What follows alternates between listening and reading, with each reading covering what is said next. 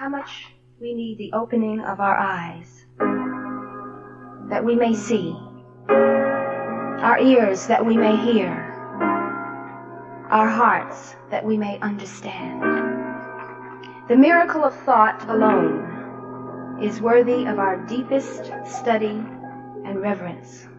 The mysterious energies and substances, the infinitesimal vibrations of which we know little or nothing. The whole realm of spiritual knowledge is a vast library of poetry still to be interpreted, let alone read. Yet the ordinary man in the street seems thoroughly commonplace.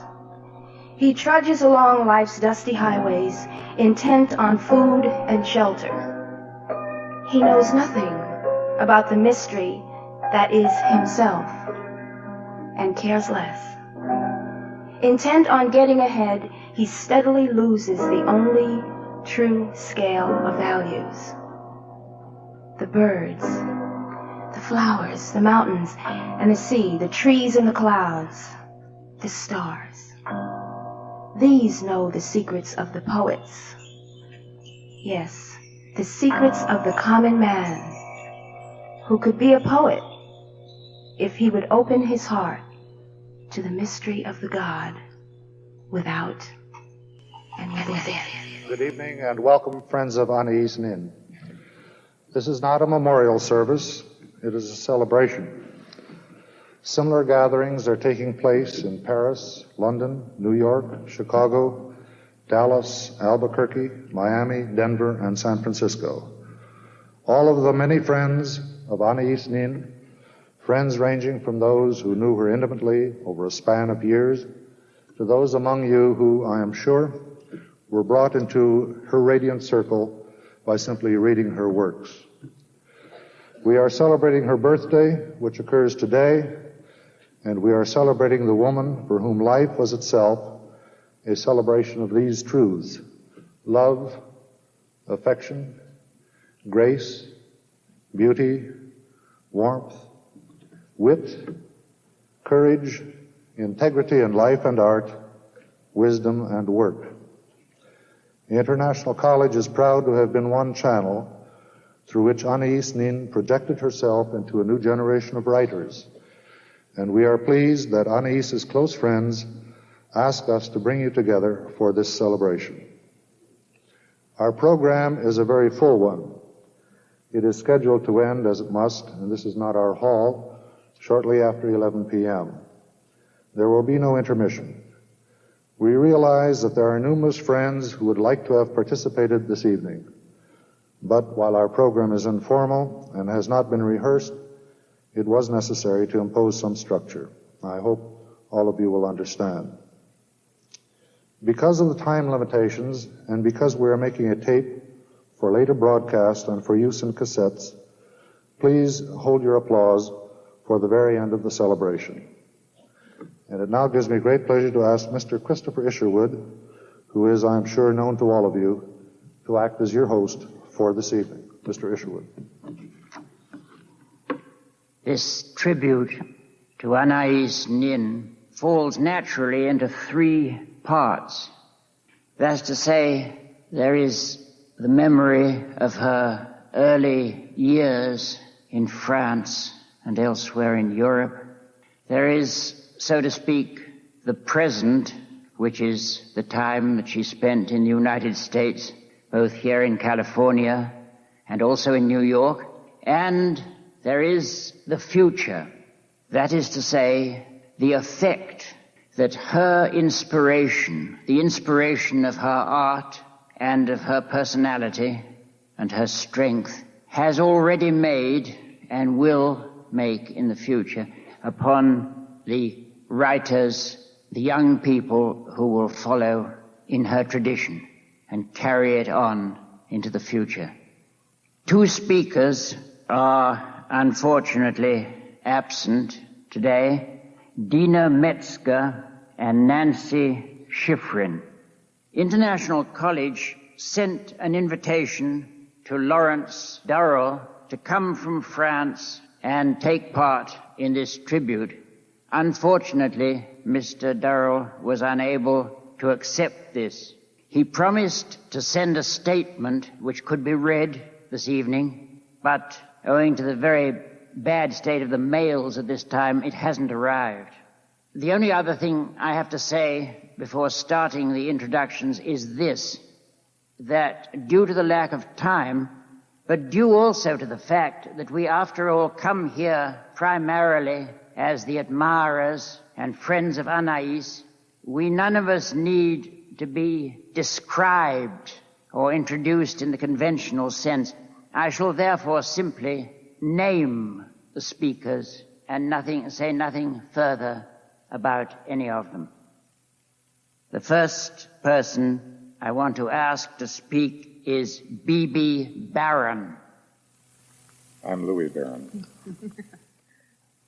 Anaïs is very widely known as writer and lecturer and teacher, chronicler and psychologist, historian. But she was something much deeper. She was an archetypal mother and sister to us all. And this surely has been felt by everyone in this room and many thousands who have discovered her writings. On our honeymoon, when we came out to California, Bibi and I first met Anaïs and Rupert. And the close and lasting friendship became immediately inevitable. But far beyond this deep friendship was the spiritual mother-sister persona who was always concerned and caring, and above all encouraging. She would dispel one's self-doubts and anxieties, like be yourself, feel good about it. And when Bibi and I felt frustrated or discouraged about some critic's response to our electronic music back in the 50s, Anaïs would be there to remind us, saying, you know what you're doing. You know it's good. Why should you care what those people are saying? When an art form is new, people don't know what to make of it. They will often protect themselves from their own insecurity by trying to put it down. And I think that she had that message for so many thousands and thousands of people all over the country who aren't at these gatherings tonight, but who have felt that encouragement from her to go ahead and validate yourself. With her, the creative spirit was so precious, and she was always encouraging everyone, not just professional artists, but everyone to express themselves and be true to the artist within the human being. And we shall remember her as a mother, sister, goddess to all of us who have read or heard our words. I think it's safe to say she's permanently influenced most of our lives, and God has been good to us. During the 30 years of my friendship with Anaïs, I was reflecting on it a few days ago, thinking of all the various things that the friendship had in it.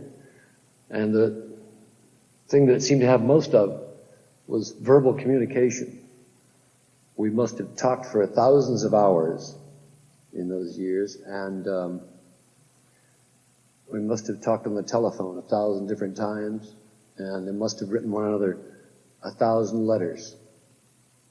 And I was reflecting on all of that communication and how much we'd enjoyed it, and I thought perhaps I could find some piece of it to share with you tonight here.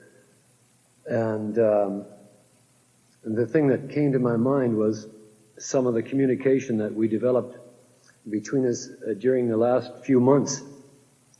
And it wasn't verbal.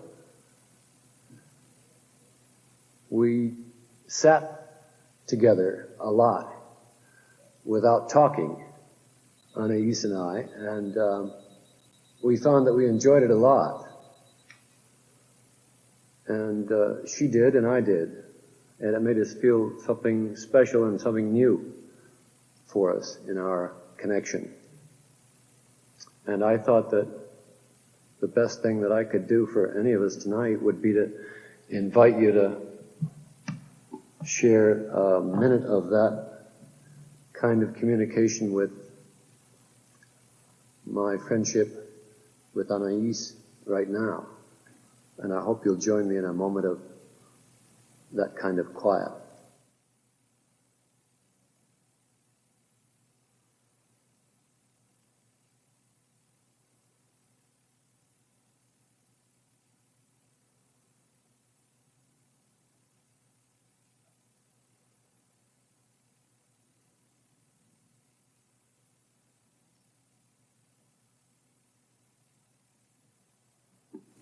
Thank you very much.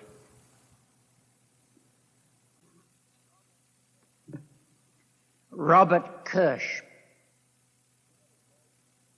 To invite one of my tribe to this gathering, I think is the real tribute to Anaïs, for critics often betrayed her as she saw it. I felt that perhaps in my case, she felt that criticism had in some way validated itself. I'm going to read a poem written by a close friend of Anaïs, Daisy Alden. This was sent to me shortly after Anaïs died, and I think it reflects what another friend called the ripple effect. This sense that her creativity and her inspiration would go on and on, far from the center. This is Daisy Alden's poem for Anaïs. In the obscurity of the room, illumination, you and phosphorescent death fusing. Your voice usurped by the wizard, our hands meeting, eloquent, final. Your embrace took me with you a moment into the source of the dream, where you were returning. Phosphor ash to gold, raying upward from the sea. Wound up bone prepares to explode, a coiled in moment prepares for sunburst, a fluttering, you awake into radiance. You die, but you advance as wings of light move in the expanse of sky, unique as compassion in the air we breathe. We meet the light you begin to shed toward us. We had not dreamed that gone, you would be accessible in the place of intangible light as new dimension. For crossing, you had to become bone, cross, and that flame bore you beyond the gravity of ground, joined you to the light. Renate Druks. On the 5th of January, I went to visit Anaïs.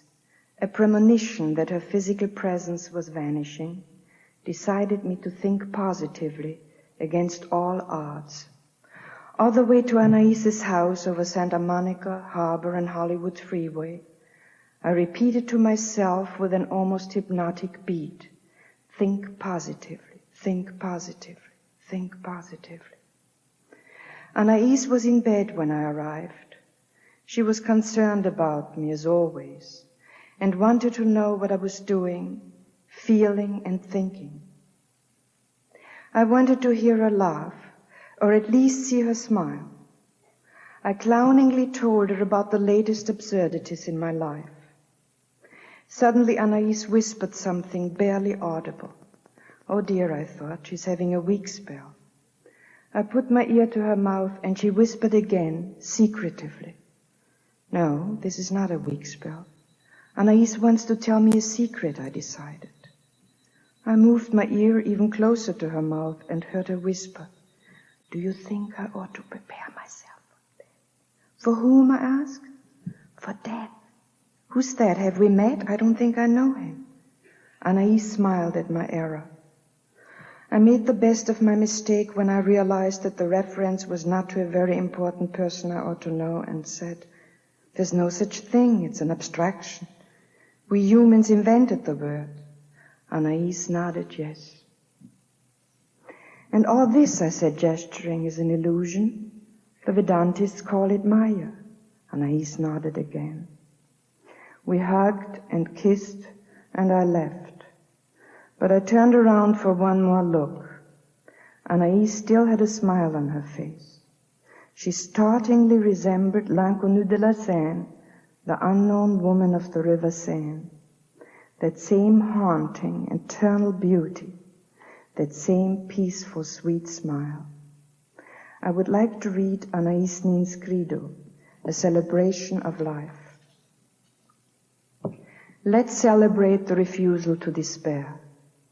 Let's celebrate that there are so many willing to make the arduous, painful inner voyage through passionate experience in an effort to recreate ourselves anew and erase the programming we have been subjected to. Let's celebrate those willing to be jailed for their beliefs, willing to lay down their lives against war, willing to defy false order and false laws. Let's celebrate the crucial and determinating moment in women's history when they're becoming aware of their gifts, power, and strength. Let's celebrate that we will no longer have children we cannot feed, that we're fighting against war, that we're fighting political hypocrisies. Let's celebrate that we have such heroes as Ellsberg and Nader, and equally courageous women we have not yet recognized. That women's contribution has now become visible. Let's celebrate the individual struggle to create a world of freedom, beauty, and love. Let's celebrate those who run their own printing presses and publish poems, those who paint the ugly walls of city buildings, those who make underground films not blessed by Hollywood. Let's celebrate the creative will, those who defy commercialism and possessions, and write their novels quietly pursuing a work they love, those willing to live in houseboats. Let's celebrate the gifts of individuals to the collective and a recognition that they are interdependent, that we have fulfilled Jung's predictions, that a dialogue between the conscious and the unconscious is vital to an integrated human being. Let's celebrate that we recognize the power of the dream to indicate the turns in the labyrinth. Let's celebrate that when I decided to share my inner journey with others, a deeper bond was made, deeper fraternities, deeper loves were discovered. And the response was that this was not my diary, but everyone's, ours. This is our diary they wrote, and we feel less lonely because we're all giving birth to each other. And now, Rupert Pole. I'm sure that the spirit of Anaïs is here tonight and that she would wish us to think of this as a joyous celebration. It's a joyous occasion because the gods have been very good to Anaïs and to us. The cancer began in 1966.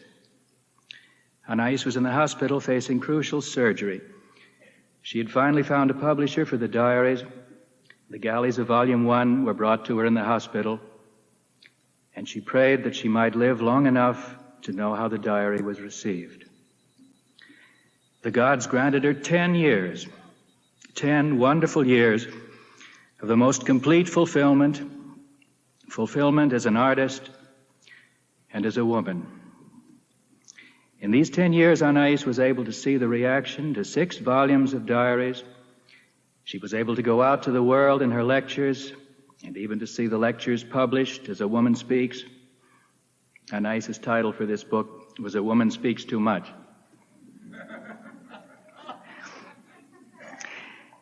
She was able to fulfill her lifelong dream of travel as a roving reporter.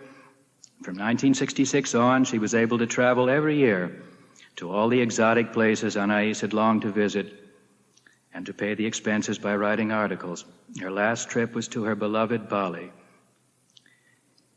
She was able to carry on a correspondence with the world, a correspondence which was to mean so much to her the last years.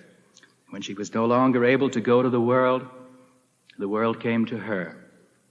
The world came to her in the form of the most beautiful, sensitive, loving letters. I must tell you the high point of Anaïs' day was the arrival of the mail. She said so many times, "All the love I have given is now coming back to me." I'd like you to know that her post office box will be kept open. For those who don't know it, it's box 26598. That's LA 926. I won't promise to answer as promptly as Anaïs, but I will try. It's a joyous occasion because perhaps more than any other artist, Anaïs left us so much of her work and her life. The diaries alone now comprise more than 30,000 pages, all written by hand. And after the work is finished, the diaries and all the papers and manuscripts will go to the Special Collections Department of UCLA. So someday the papers of the now famous trio, Nin, Miller, and Durrell, will all be available to the scholars of the world. It is a joyous occasion because there is yet so much to come. Many people could not believe Anaïs had been ill because last year 3 books appeared: a lecture book, A Woman Speaks, the essay book in favor of the sensitive man, and Diary 6. But in the near future there will be 3 more books. The first is a collection of stories with a strange title, The Delta of Venus. These are the erotic stories Anaïs wrote in the early 40s for $1 a page. They were written for a non-existent old collector who kept saying more pornography and less poetry. Of course, Anaïs didn't pay any attention to him. I don't think she was capable of leaving out poetry. Anaïs was not too proud of these stories. She was a very meticulous craftsman, and you can imagine how fast she must have written them at $1 a page. But finally she was convinced that this was the first erotica written from the viewpoint of the woman, and so she agreed to have them published. Then will come what Anaïs called the childhood diary. This was written in French from the age 11 to 17. It has been beautifully translated by Jean Sherman, who was with us tonight. I was able to read it to Anaïs, and she said, "I can't believe I didn't write it in English." The third book will be Diary 7, which will include the fulfilled years from 1966 to the present. It will be about half diary and half Anaïs correspondence with the world. But even this is not the end. We still have the period of the 1920s, from age 17 to 28, when published Volume 1 began. I would like to read just a paragraph from something Anaïs wrote in Bali, and she wished to end Diary 7 with this. Then I made a wish. Let me think of death as the Balinese do, as a flight to another life, a joyous transformation, a release of our spirit so it might visit all other lives.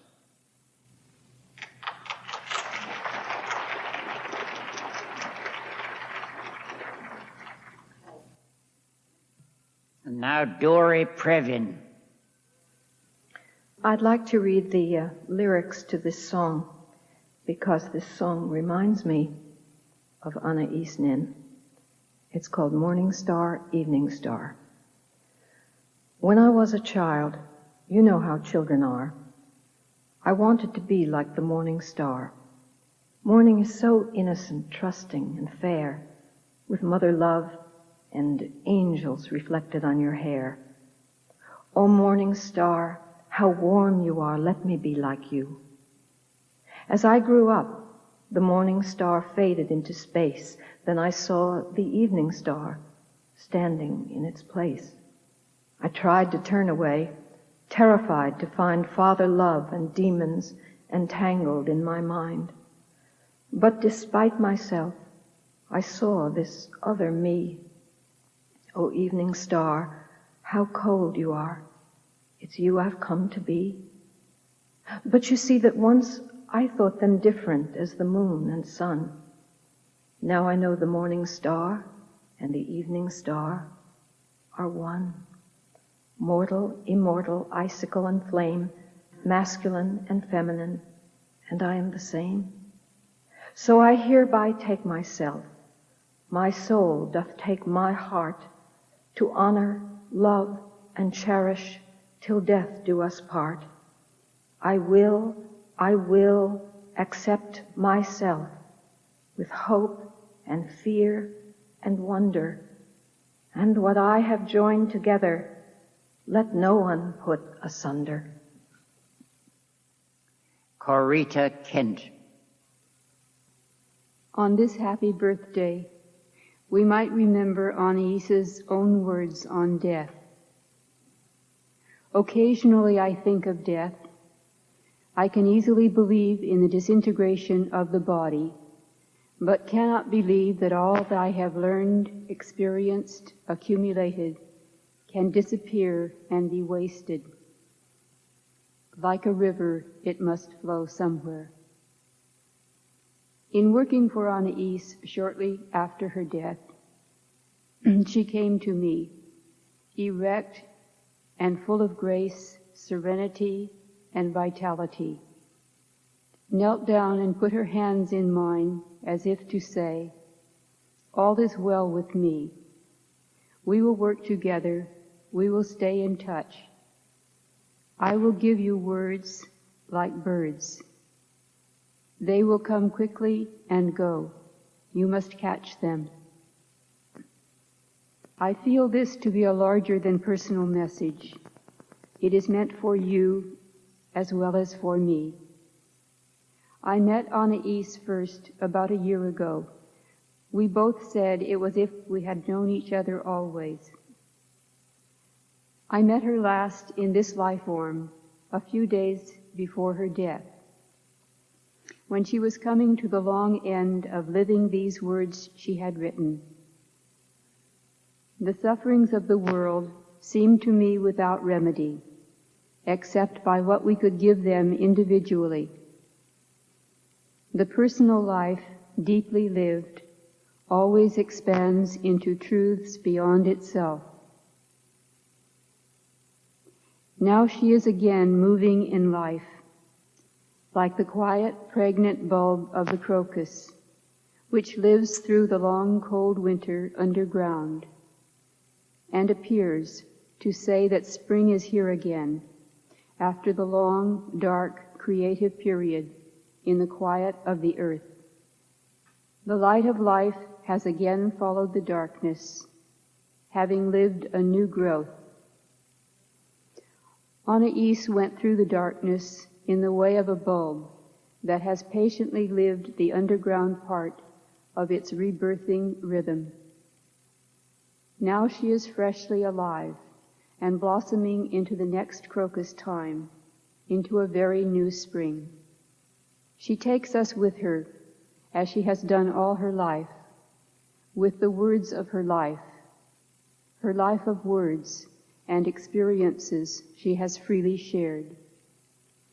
She has, in her own words, gone in to come out to all of us who want to join her in finding meaning in life. She went in through a long period of introspection and discovery, and she came out in the spring of giving it all away. She pours over the earth the richness of the feminine spirit on both men and women. into a world that has long worked with masculine power of force and battle and striving. She brings the feminine gifts of relationship, gentleness, intuition, and receptivity, which could help to change our way of living together from the way of competition to the way of cooperation. To Anaïs, we are grateful. We will stay in touch with you. We will catch your words and give them ever new springs. You have gone on the journey we ourselves will take. You have gone in to come out, as we will, into the next spring. Your work, your life, will not be wasted. We will be the river flowing on, carrying with us all you have learned, experienced, and accumulated. Like a river, your work will flow on, as you wished, in each of our lives. Barbara Kraft.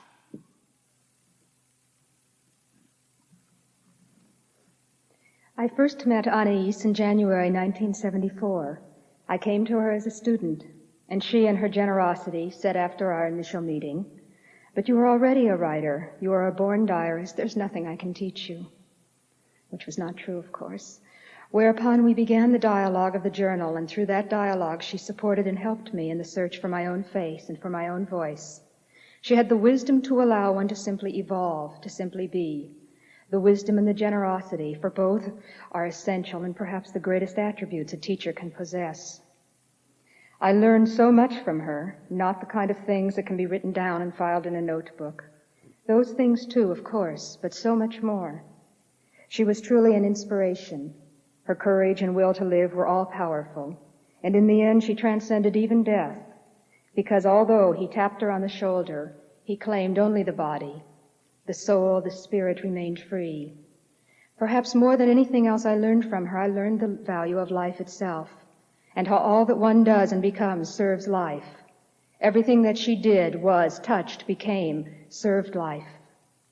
Thinking of her now as the writer, as the consummate artist, words like alchemy, gold, dross, dream, awakening come to mind, as do the elements, fire, water, earth, air, and a fifth, ether, the purest of all elements, a pure substance.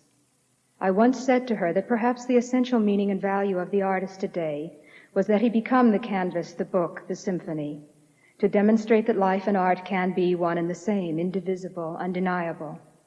Because if the artist does not keep life alive and in circulation, who will? It was perhaps this integration of life and art that most articulates her in my mind. We become what we say we are. She became the myth of her own making, but not to the denial of the flesh, and therein was her unique power and achievement. As Camus writes somewhere, the myth only has meaning when it becomes flesh, and then it is all-powerful. This is how I have always perceived Anaïs, the woman and the artist. The artist. Every writer tries to give a form to the passions of his times. Anaïs gave the diary as the receptacle for the passions of our times. She gave to woman in particular the form, the vehicle, the mode, for her most intimate and natural expression. Tristine Rainer. I want to say some words about Anaïs as a teacher who sowed seeds in all of us for the future. I knew her as a writer and a friend, as her student. Teaching in this way was something she anticipated we would all do for each other. Strength is a rhythm, she observed in Diary 2. Each one of us has his moments of strength when he can rescue another, and his moments of weakness when he needs to be rescued. She felt we all had a responsibility to nourish the creative spirit in ourselves and in others. Her goal in teaching was to free her students, and so she taught the diary as a method for learning about oneself. As a result of her efforts, the diary may become the novel of the future, part of a new openness in our society. Perhaps not all the diaries to be published will be inspirational examples of the form as hers was. Some may be a babble of confused voices. Some may be the stirring of the captive soul. Some may stutter or wail or scream. Some may write the diary of the persona only a disguise. Some may be as bad and exploitative as many of our popular novels or films. but there will always be her standard of personal truth to fall back on. And there will be diaries of poetry and startling honesty and consciousness as well. Learning from them all may be part of the process of our collective growth. Presently, we are in a decade when women everywhere are discovering their voices and beginning to sing with written words of their experience. And each woman involved in that process thanks Anaïs for having helped by her example to find her own voice. She provided us with a model of a woman who found individual creative solutions to the contradictions between being a woman and being an artist, between living and recording life, between self-love and generosity, between isolation and externalization, contradictions that confront us and call out for the synthesis she found. She recognized the true liberation of woman would mean a change in thinking itself, to reintegrate what has been named the unconscious, the intuitive, the emotional, with the conscious, the rational, the intellectual. For all of us, she provided a model of the creative person, not as an alienated, isolated artist, but as a joyful, fulfilled individual. She used the diary not as an escape from life, but as a tool by which to live it more fully and deeply. She illustrated for everyone, not just for writers, how the diary can become a tool for personal recreation, a place where the dream and life interrelate and inform each other, giving birth constantly to a new, more expanded self. She gave me, through the diary, my second birth. And so when I celebrate her birthday today, I also celebrate my own. And I celebrate her spirit living in all of us here, and the second birth of perception her diaries will often generations to come. We all mark her birthday on our inner calendar.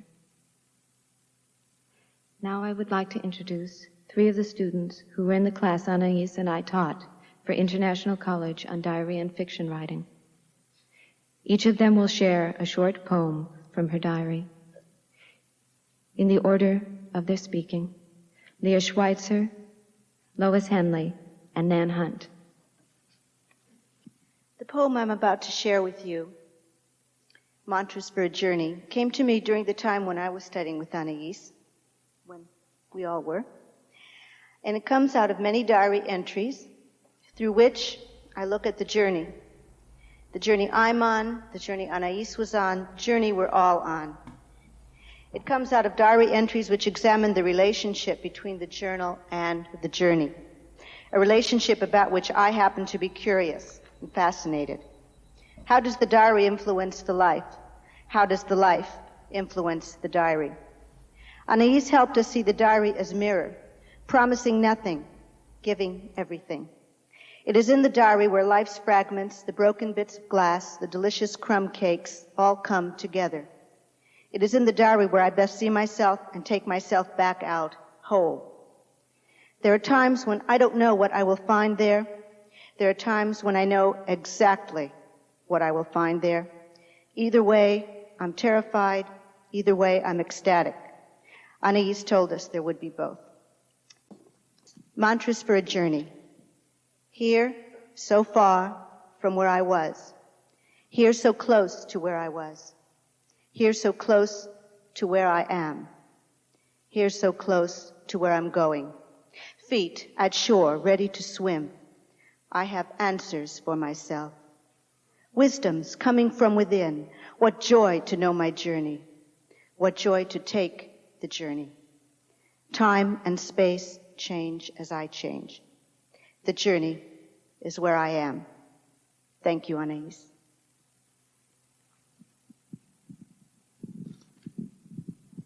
I knew Anaïs for just about 2 years. She was my teacher, my mentor, my example, my inspiration, and most precious of all to me, my friend. I loved her, and she loved me. I will remember her in these images. I have titled the poem, Dear Gentle Friend, Anaïs. Cerise sky at sunset, Anaïs. Rice paper screens in a Japanese tea house, Anaïs.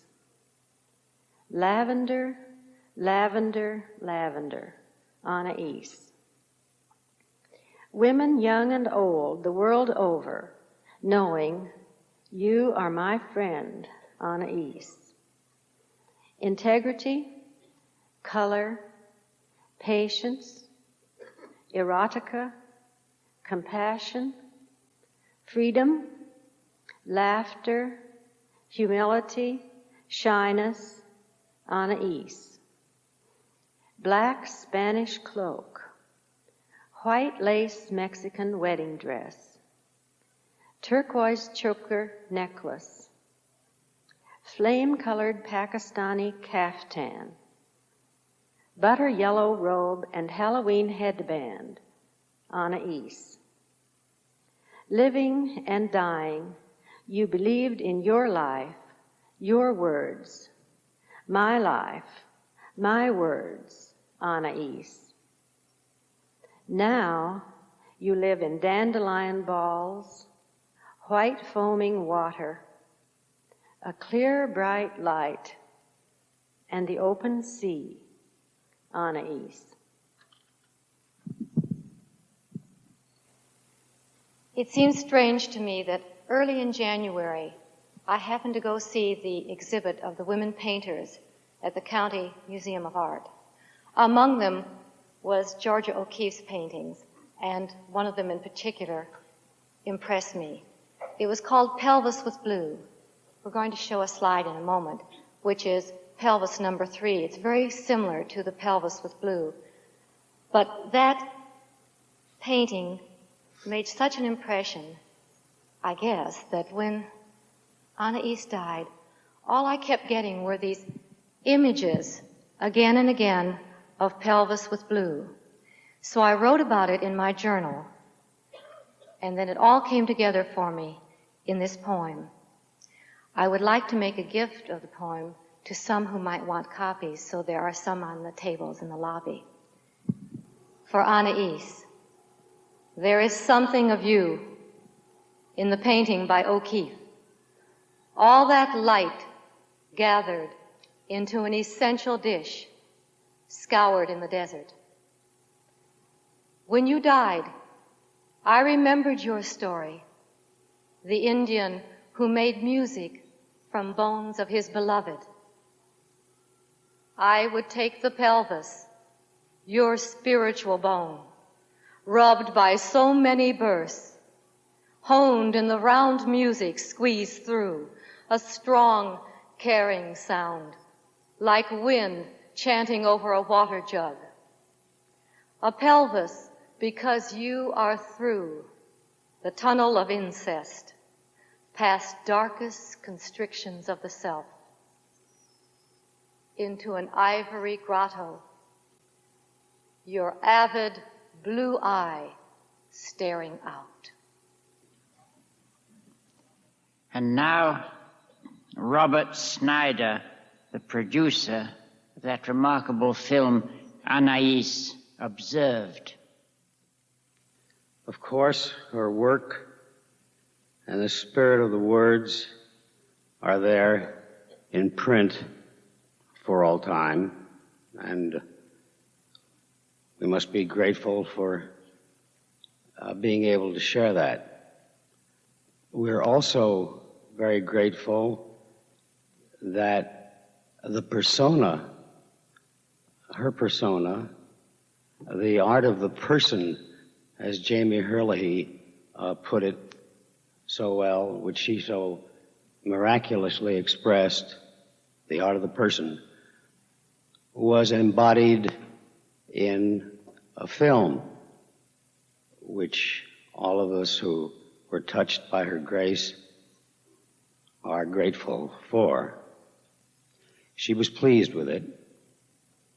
She was also pleased with the little book, the picture book, that came from the film, which got to her shortly before she died, and she was pleased with it. And so I hope you'll be pleased, too. Thank you, Bob. Thank you, Tristine and ladies, and all of you who have participated in this celebration. Of course, our special thanks to Mr. Isherwood for acting as our host. I would like to express our gratitude also to, in particular, to Corita Kent for her unique tribute, which I'm sure you've all seen in the lobby, a tribute in the form of a special print created for this occasion and honoring Anaïs. And thanks to you, the audience, for sharing this celebration with us. You are all part of the river that flows somewhere. Now, I would like to ask those of you who have not already done so to sign the guest book pages in the lobby, which will be bound and placed with the archives, the Nin archives at UCLA. Our program will close with a showing of the film Anaïs Nin Observed, followed by a reprise of John Williams' opening theme. Thank you and good night.